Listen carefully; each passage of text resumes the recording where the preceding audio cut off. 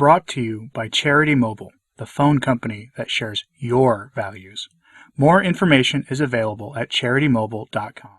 Right after the news broke that I reported earlier this week that Archbishop George Gonstein was destroying the late Pope Benedict's private papers, Catholic news agency reported that Gonstein was meeting with Papa Francis in a private audience. Now, on the surface, this is nothing unusual looking, since it would be perfectly natural for Francis to meet with the man who was the personal aide of Benedict XVI in his final years and was there at the end with Benedict. Given the news that Gonstein was destroying his personal records, though, this has raised a few eyebrows, to say the least.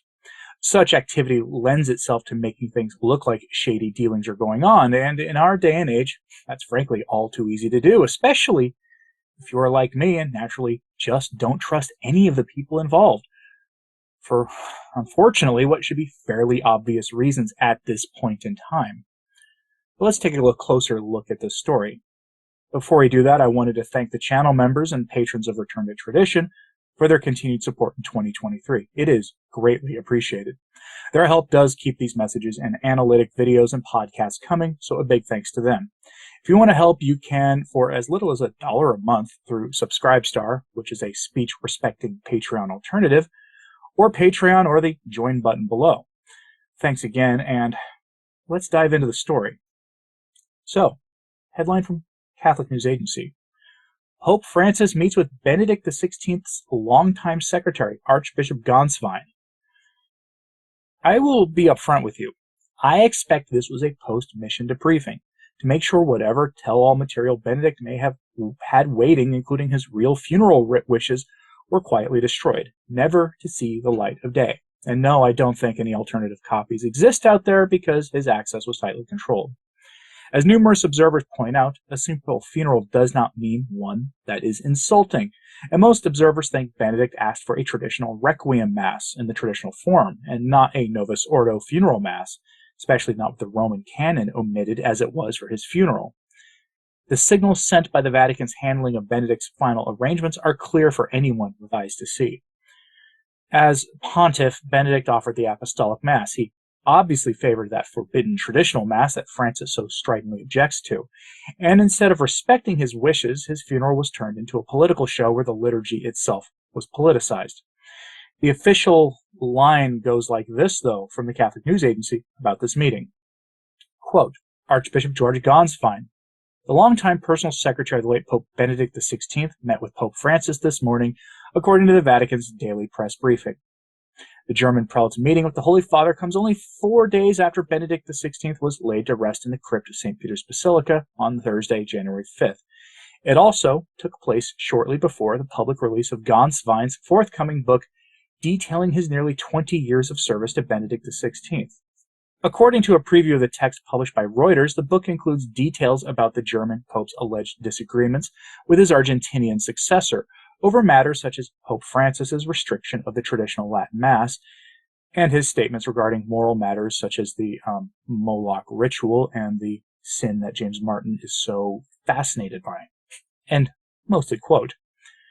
That book is, by the way, a guaranteed bestseller, and I guarantee that it won't do anything to rock the boat in Rome and its official narrative about Benedict, Francis, their relationship, or the nature of the alleged abdication of Benedict XVI in 2013. There is no way such a book that would be a true tell-all would ever get approved by the Vatican, who does control the publishing of such books written by members of the hierarchy. They want a tightly controlled narrative, and that's to be expected. And honestly, that's actually not even a bad thing, especially if it was a saintly pontiff that we were talking about, who ran the Vatican the way you'd actually want the Vatican to be run, and who ran the church the way you'd want it to be run. Church is not a democracy by any stretch of the imagination, and we shouldn't expect the church to be run like one. But the treatment of a deceased pontiff should be something above petty ideological and theological divides. But it's not, and that's what's most galling about all of this. What's not to be expected is now the making of an exception to the practiced rule about Benedict and canonization.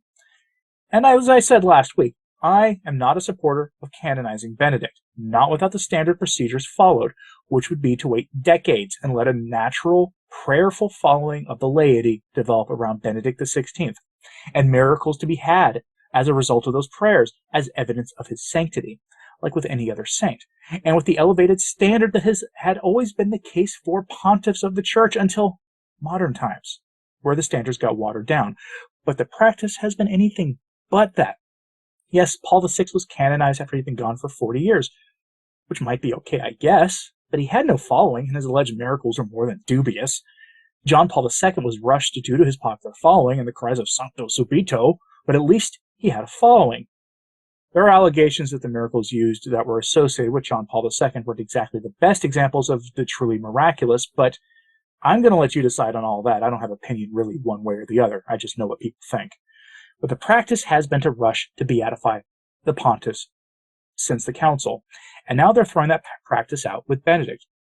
No real surprise there either. Ideally, honestly, Rome would wait 50 to 100 years to beatify Benedict XVI, and then only do so if sufficient evidence of his sanctity existed according to investigators into his cause at that time. That would mean that none or very few of us watching this video and watching this news would be around to see his beatification and canonization. And that's fine. In fact, these investigators wouldn't have been born yet. That's fine too. If Benedict is a saint, then he's in heaven already and can intercede for you already. You just need to start praying for his intercession. Novel thought. The Church recognizing this by giving him the title of saint doesn't impact that at all. But that having been said, unlike his predecessors, there's no rush to recognize him. Quite the opposite, in fact. And it's not coming from good figures in the Church with honest intentions about wanting to make sure that the proper and traditional processes are followed. The German Catholic news website cath.net reports on this, and their story is telling. It involves Bishop Botzing, the German prelate leading the heretical German synodal way, and Cardinal Zuppi, the Italian prelate, who is in the top tier of cardinals most likely to follow Francis as a probable Francis II, who is much more charismatic than Francis. So from their article on this, quote, after the German, now also the Italian Bishops' Conference president has spoken out against the accelerated beatification of Benedict XVI. The Cardinal of Bologna, Matteo Zuppi, told the Roman daily Il Messaggero Friday, quote, that he was a holy man is beyond doubt. I think that the wisdom of the Church will ensure that the time is found to mature a decision. The previous day in Rome, Limburg Bishop George Botzing recalled that according to canon law, after a person's death, there is a 5-year waiting period before a beatification process can begin. This is necessary to allow a decision to mature, said the president of the German Bishops' Conference. At the funeral of former Pope Benedict XVI on Thursday, there had been calls and placards in St. Peter's Square for an accelerated beatification and canonization process, end quote. And it's not going to happen with Benedict mysteriously, though it did happen with his predecessors. And it's worth reminding everyone that the two bishops' conferences that gave Benedict XVI the most trouble when he was running the Church were the German bishops and the Italian bishops, the American Conference of Bishops in the aftermath of 2003 in Boston notwithstanding. And the most in-your-face moral and theological errors came out of Germany and Italy and their bishops' conferences. It's not exactly a coincidence that they are opposing giving Benedict the same treatment that they gave Paul VI or John Paul II. But again, I will remind you that official recognition by the Church that Benedict is a saint in heaven doesn't matter in terms of your spiritual life. As this retired German priest said in the comments of the cath.net article on this, quote, I have long considered Pope Benedict a saint, and that's why not Santo Subito. He doesn't need the Subito. No one prevents me from asking for his intercession, and I do and will do so, especially in the concern for a real renewal of the Church in Germany.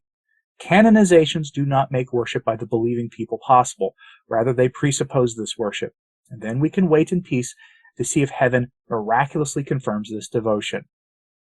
Roland Noah wrote today about Benedict's new position in St. Peter's Basilica. Let's use this. Let's call him. Let's pray for our Church. Let's read his great writings again. Yes, that's a good way. End quote. Challenge for you. If you believe him to be a saint, pray for his intercession to end the German synodal way. If you're convinced of his sanity, don't bother being angry that his cause will not be taken up in our lifetimes. Just pray for his intercession. Pray for him to help correct the Church in Germany, especially when a miracle is needed otherwise also. That's all you need in this lifetime. As Catholics, our first response to anything should be to get on our knees and pray. So few remember that these days. I think Benedict would be quite pleased if we remembered that now, though I do think you should also pray for the repose of his soul. You never know. But I'm curious what you think about this turn of events. Is it all surprising that they're giving Benedict this kind of treatment instead of responding to the demands of the laity the same way they did with John Paul II? Is this a moment of them showing their true intentions? Remember, Bishop Botzing is willing to throw out the entire body of the Church's moral teachings of the faith on the issues the world disagrees the most with us on in order to, quote, save the Church in Germany, meaning he's willing to bow to public pressure on that much more pressing issue, but not here. The recognition of his own countryman pontiff, who is now as an eternal reward. Does this surprise you? Let me know in the comments, please. Like and subscribe if you haven't. It really does help. Sharing this on social media helps a lot too. Thanks again to the patrons of this channel. It is greatly appreciated. If you want to become a patron, check out the description box below. There are options there. As always, pray for the Church. I'm Anthony Stine. Ave Maria.